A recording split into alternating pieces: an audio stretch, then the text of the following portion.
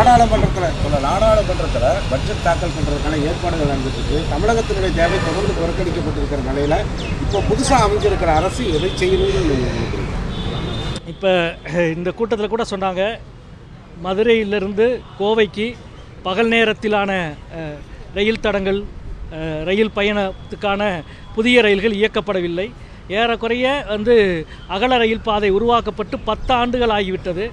நீங்கள் ரயில் பாதையானாலும் சரி, 4 வழிச்சாலையானாலும் சரி, வட மாநிலங்களை ஒப்பிடுகிற பொழுது மிக மிக பின்தங்கிய மாநிலமாக தென் மாநிலங்கள் இருக்கிறது, குறிப்பாக தமிழ்நாடு இருக்கிறது.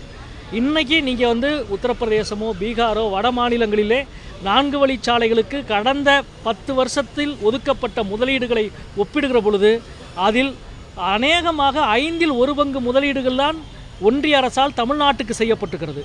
எனவே அந்த பாக்கிகள் கழிக்கப்பட வேண்டும், நேர் செய்யப்பட வேண்டும்.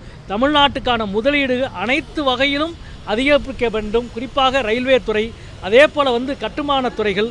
10 ஆண்டுகளுக்கு முன்பு நீங்கள் கடந்த முறை நட்டா அவர்கள் சுகாதாரத்துறை அமைச்சராக இருந்த பொழுது மதுரை எய்ம்ஸ் அறிவிக்கப்பட்டது. அதுக்கு பிறகு அடுத்த முறை அவர் பாஜகவின் தலைவராகி ஒரு முழு டர்ன் முடிச்சுட்டு மீண்டும் இப்போது சுகாதாரத்துறை அமைச்சராக இருக்கிறார்.